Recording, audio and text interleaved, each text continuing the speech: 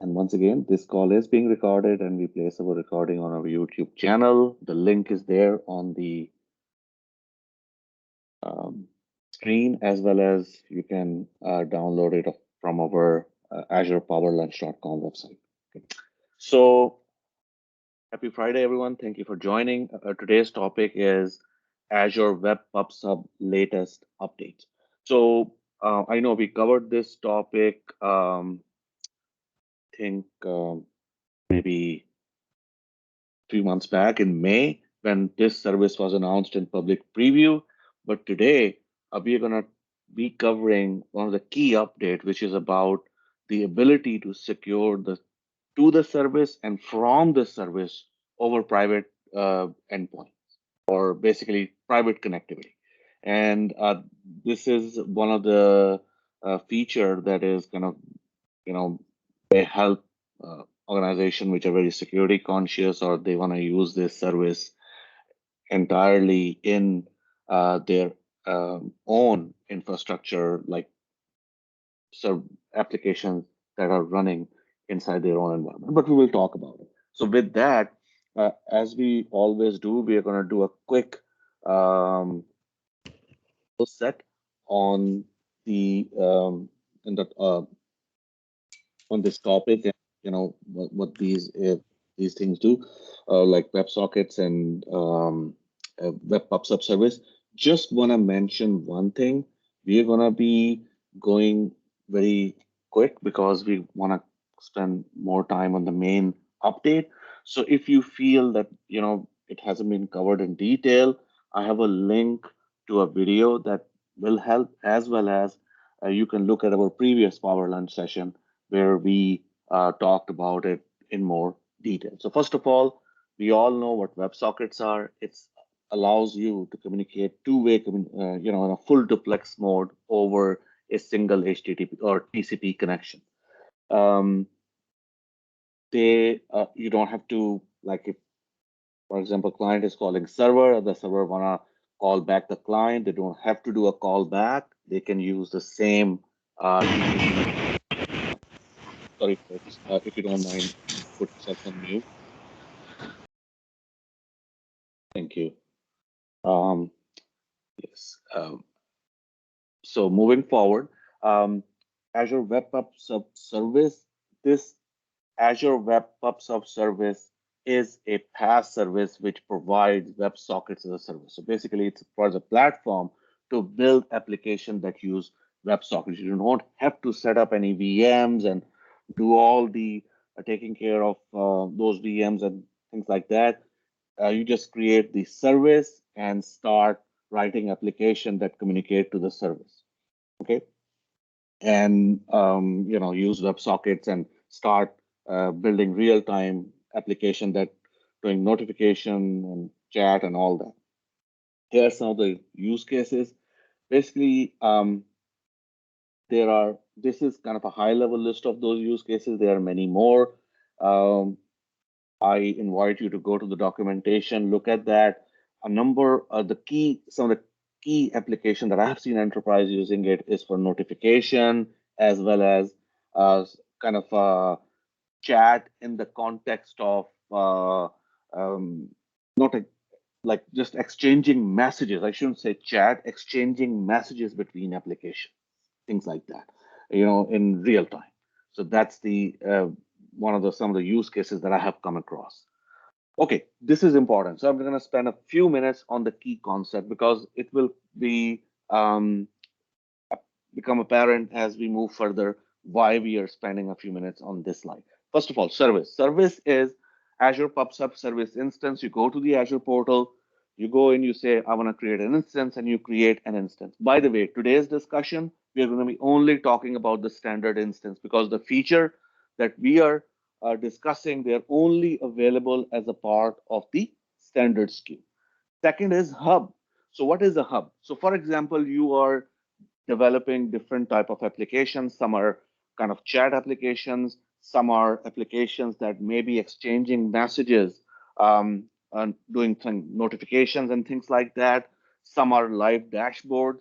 So what you do is you want to separate them out. That's where hub comes into picture. Hub is a kind of entity that lives inside the service. So it's if so that's how you separate out different applications like a chat hub, a notification hub, a dashboard hub, things like that.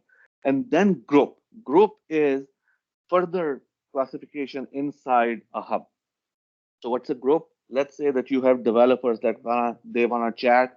That is a developer group, operators group, things like that. So that's the definition of a group.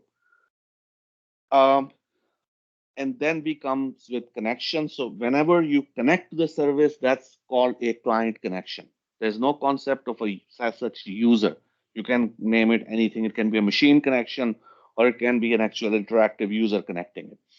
Each connection has a connection ID, and you can attach metadata to it. We will talk about this thing. These are advanced topics in some later discussion, but just keep that in mind. That's how you can kind of maintain state for a connection. Each client can raise events. You can that can be connected, disconnected, message. You can send custom events. And by the way, these are all WebSocket specific.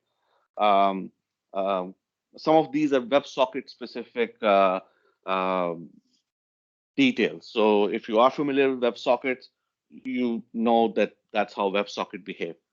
You can have an event handler which handle those events, and what those what that event handler does, it responds to those events to um, kind of make the application more interactive. For example, there are custom events that are coming in, and that event handler is handling those events and responding back based on what is in that custom event, okay, or processing them accordingly. A server is where what handles those events. That's your event handler, or where those these client events being handled, and it can also publish messages and all that. So that's it does all of those things. So with that, this is how it works. The advantage of the service is if server is down, the service is still running. It does not rely on the service to run. It's just the event handler may not be there. Okay, so that's just the key point of it. This is the interactive diagram how event handling works. So just I want you to focus on this diagram for the sake of a direction of traffic. First is service in the middle is the web PubSub service. It has two type of traffic that is coming in and out. One is the inbound direction, which is client is calling service to create a connection and things like that. That's one thing. The second part is the outbound connectivity, which is basically it is raising event and the server is responding to those events. So that's the second part. And server may also be calling the service, just keep in mind.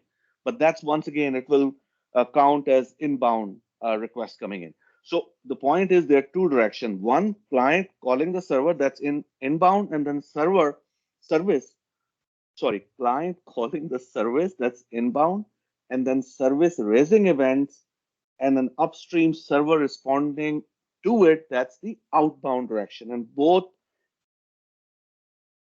with the recent update, both can be secured.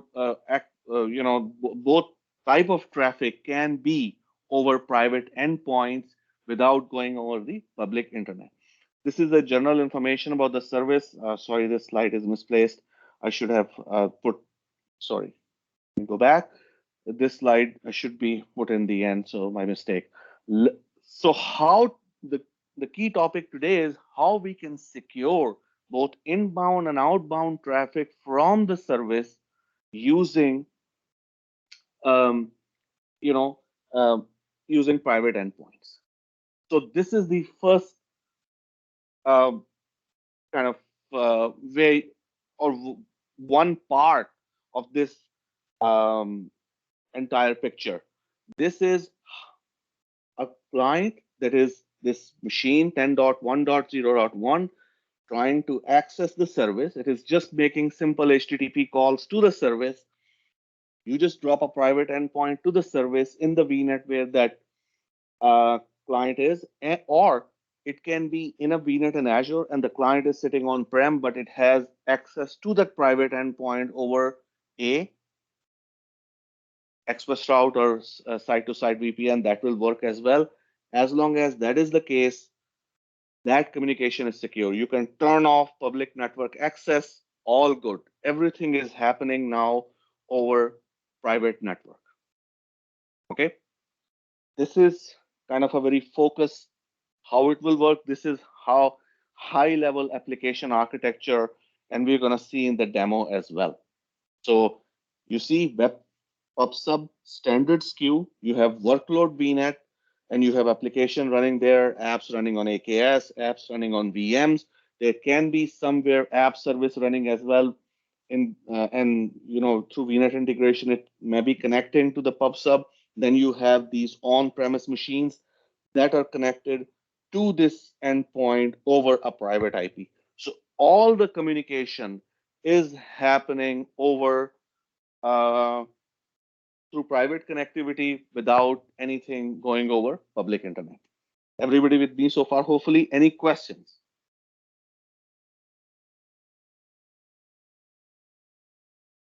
Okay, so this is a more simplified architecture. Yes, some application may just use PubSub as such. They will not have an event handler. They're just kind of uh, creating a few hubs, exchanging messages, and the clients exchanging messages, things like that, or sending notification. That can definitely happen. But in most cases, you're going to have a event handler, which is doing some intelligent processing and responding to events and things like that, or raising its own events, all that we saw in the event handler description. And in that case, this is the scenario.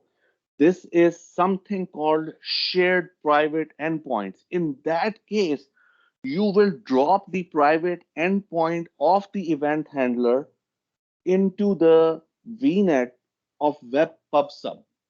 And that VNet, you don't have access to it. It is in Azure as a part of web PubSub service. You just execute a few commands, um, CLI commands, and do that. And once that is done, then when PubSub tries to communicate to this event handler, which can be a function or an app service, it will go over the private endpoint. Okay, so that's basically that's going to be how it will be working. So let's look at the more concrete diagrams. Sorry, I think part of it may be hidden because of the um, I'm not sure if everybody can see the entire picture, but in any case, this what will happen here, what's happening here is you have this PubSub and you have an event handler, which is an Azure function. You drop a private endpoint to the event handler into the web PubSub as a shared private endpoint. And this event handler normally referred to as upstream service. Okay, so this is the upstream service. As you can see right now, only this types of private connectivity support is available for web app and Azure function. And just keep in mind, you have to use their premium version because only premium Azure Elastic Premium for Azure functions and premium version of app service, only those support private endpoints. So just keep that in mind. Okay. Um, with that, then you have the VNet integration of the function here itself, and there through that VNet integration, function is communicating to that service. So think of it: event came in, event handler responds to that event, and as a result, it needs to post messages. So somebody send a message, hey, I need to broadcast to all clients that, or some message. So as that message comes in, um, event handler process the message, and then it send the message to all clients, calling once again through the VNet integration Azure PubSub service. Once again, keep in mind, everything is happening again all over private connectivity. There is no public access that is available or public anything happening on public internet. Okay. One thing to keep in mind, that shared private connectivity, that is not available accessible through portal, only available through CLI. Okay. So with that, let's go to a quick demo. I'm going to show you what we have, and then we will go over. Okay, let's see if it does disappear. So let me go in here.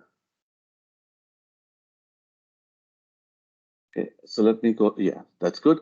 Let's go into this. By the way, any questions so far? Okay, so let's go in here and let's take a look at the networking tab. Okay, right now there are 3 sub tabs in networking. You have the public access. I have disabled the public access completely.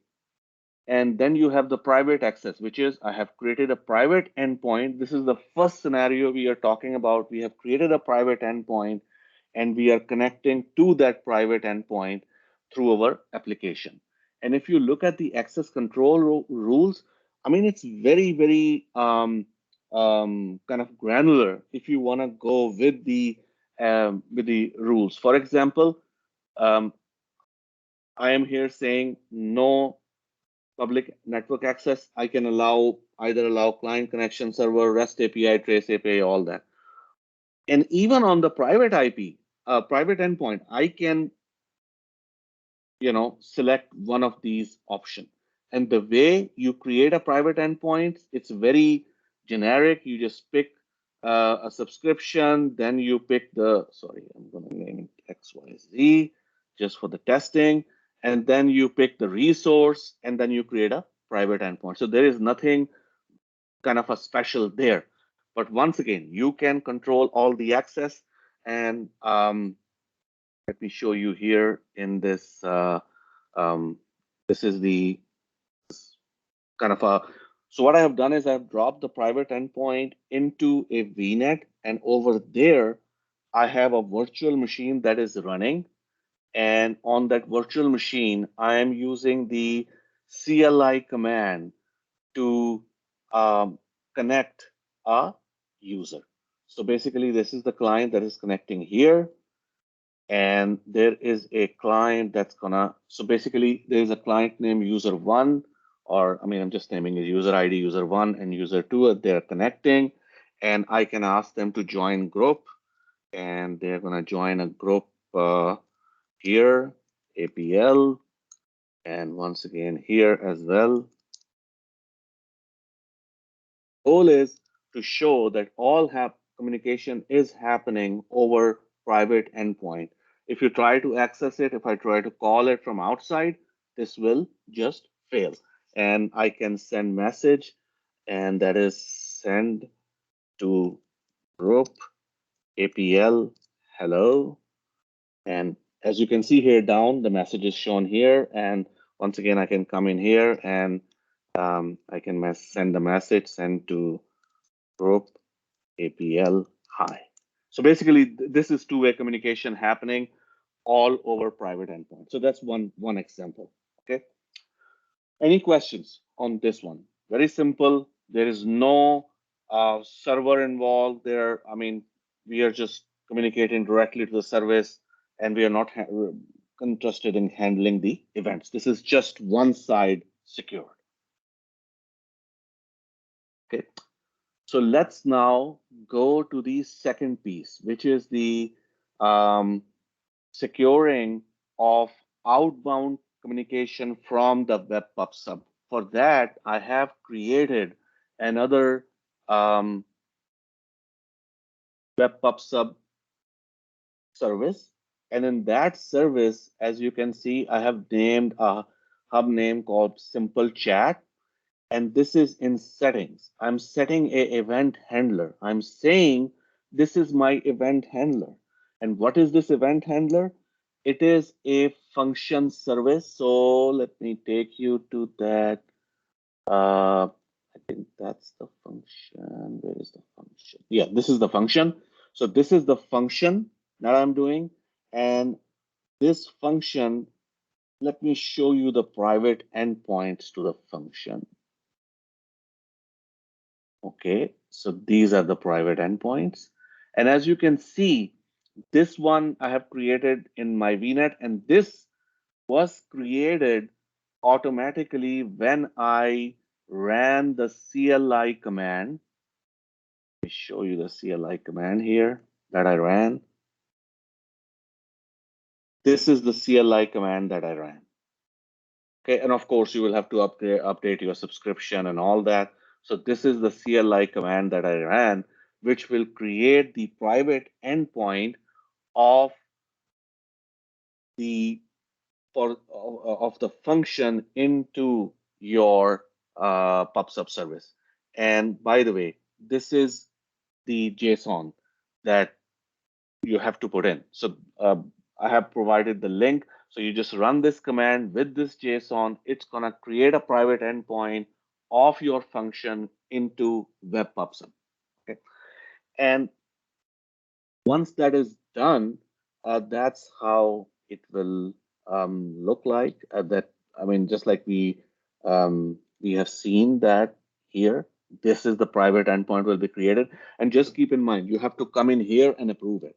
When you will come in here, it will show it in pending state. You have to go on it and then click on the approve button. Just keep in mind that this is a part of how private endpoint works.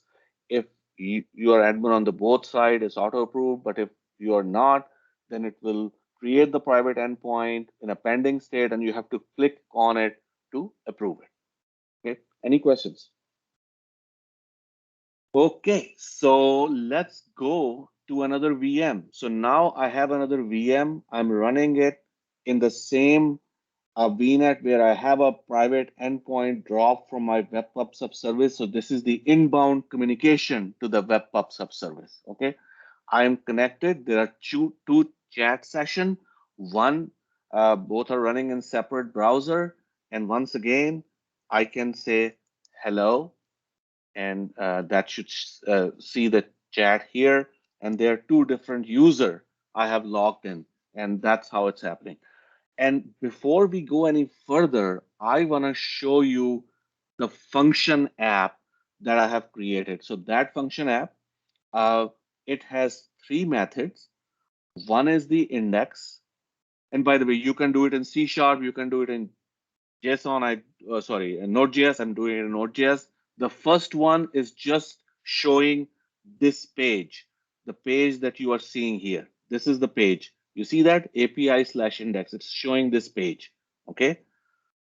The second one, negotiate, is just there. It's a part of the the whole WebSockets and negotiate. So this is basically negotiating.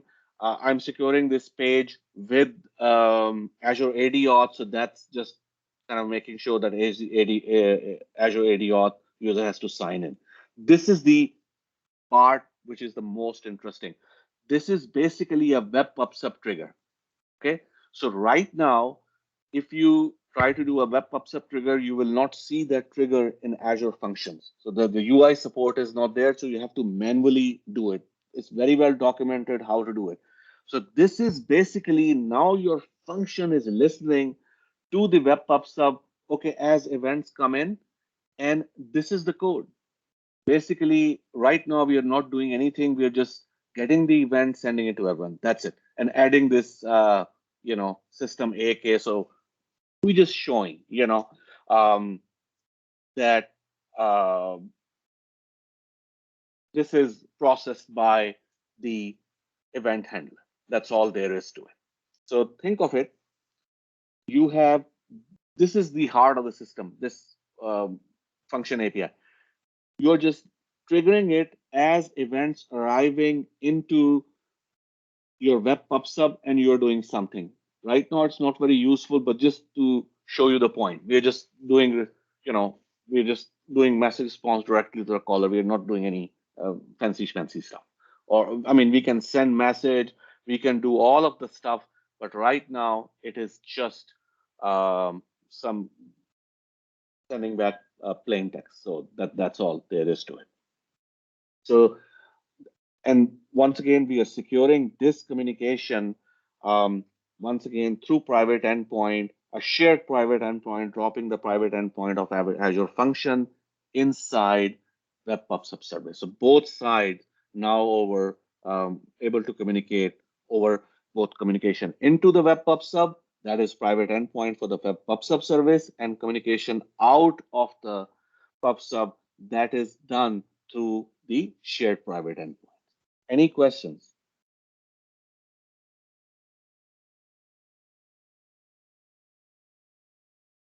Okay, so that's pretty much it. I mean, if your organization is interested in taking advantage of this Web PubSub service, and but they still want to access this service inside their organization, they don't want to go over the public internet. Now you know how to do it. Basically, it provides you the ability to do both sides of the communication, both inbound and outbound over private endpoints through private connectivity without going over the public internet.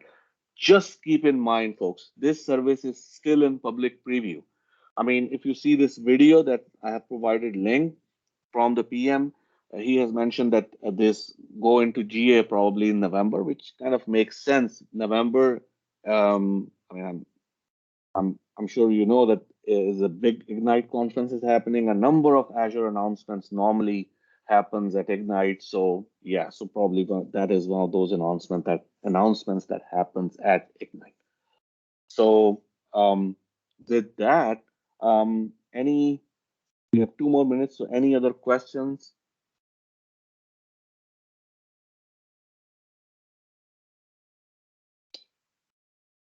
Okay. So, folks, if there are no other question, I will give everybody their 2 minutes back and hope to see everyone next week for another session of um, Azure Power Lunch. So, have a wonderful weekend and stay safe. Sure. Okay.